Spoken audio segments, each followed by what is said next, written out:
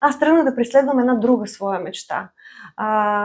Тя беше вдъхновена от познанството ми с интересни хора, танцори, хора езотерици. И исках да създам пространство, в което да събирам такива хора. И докато си мечтаех и вървях по пътя към тази мечта, започнаха да идват и думите. Тази мечта не се сбъдна, защото най-вероятно не е била моята. Аз не съм била готова за нея, но пък заради нея се родиха много стихове, като нарисувай ми мечта.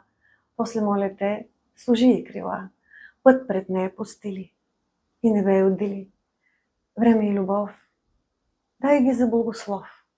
От страховете я пази. Нетърпението й смири. Знай, че смисълът е прост. Щастието не обича да е гост. То приятел е на дните. Стига да отпуснеш ти юздите. Не пришпорвай, не тъжи. Отпусни се. И лети. И когато тази моя мечта не се сбъдна, аз проумях всъщност, че по-важно от самата мечта е процеса на мечтаене. Той ни държи млади, той ни държи в кондиция. И тогава проумях, че пък ако ние само преследваме нещо и не го достигаме, идва момента на разочарованието. И за това е много важно да си създаваме и изпълними мечти. Те трябва да бъдат раждани всеки ден, избъдвани всеки ден. И за това дойде и другото стихотворение.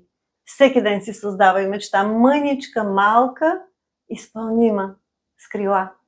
Вдъхновявай сърцето си, усмихвай лицето си. Господар бъди в своя свят и нека да е пъстър и богат. Населявай го с вълшебни герои. Пази го от огън и порои. Живей в приключение. И имай в заключение онова, към което се стремиш, докато малки чудеса твориш. Така дойдоха думите, за да ме спасят.